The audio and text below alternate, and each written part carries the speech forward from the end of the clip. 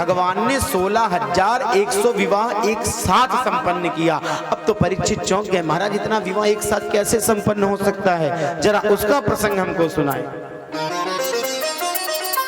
सुखदेव जी कहते हैं कि प्राग ज्योतिषपुर का राजा भौमासुर दानव था।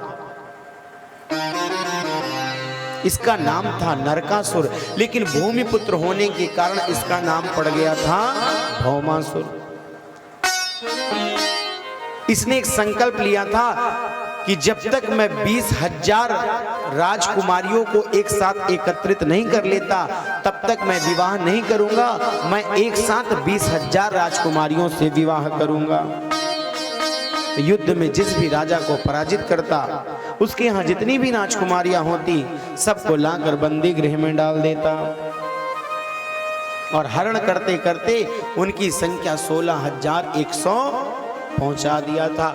जैसे ही भगवान को पता चला, सभार्यो गरुणारूढ़ प्रागस ज्योतिर्पुरम अयो, सभार्या सत्यभामा को लेकर गरुण पर आरूढ़ होकर प्रभु श्री कृष्ण पहुंच गए प्राग ज्योतिषपुर नगर।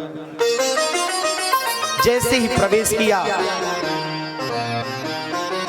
नगर रक्षक 5 मुख वाला मुर नामक दैत्य भगवान को रोकने का प्रयास किया, सो भगवान ने उसका गोविंदाय नमो नमः कर दिया और मुर का अंत करने के कारण यहाँ पर प्रभु का एक और नाम बना मुरारी। तो बोलिए मुरारी भगवान की जय हो। मुर का अंत करने के बाद भौमासुर के साथ भयंकर संग्राम हुआ। भौमासुर की सैन्य शक्ति सहित भगवान ने भौमासुर का अंत किया। भूदेवी प्रकट हो गई, सुंदर स्तुति की। भगवान बंदी गृह में जाकर उन राजकन्याओं को बंधन मुक्त कराया। राजकुमारियां प्रसन्न हो गई, प्रभु को प्रणाम करी, बोली सरकार आपने इस बंदी गृह की 4 दीवारी से तो मुझे मुक्त करा दिया, लेकिन अब हम सब कहां जाएंगे। भगवान ने कहा अपने घर लौट जाओ। प्रभु घर जाकर क्या करेंगे, अब हमारे माता पिता भी हमें नहीं स्वीकार करेंगे, कोई राजकुमार भी हमें स्वीकार नहीं करेगा, क्योंकि हम बंदी गृह में किसी पराये पुरुष के यहां बंद थे।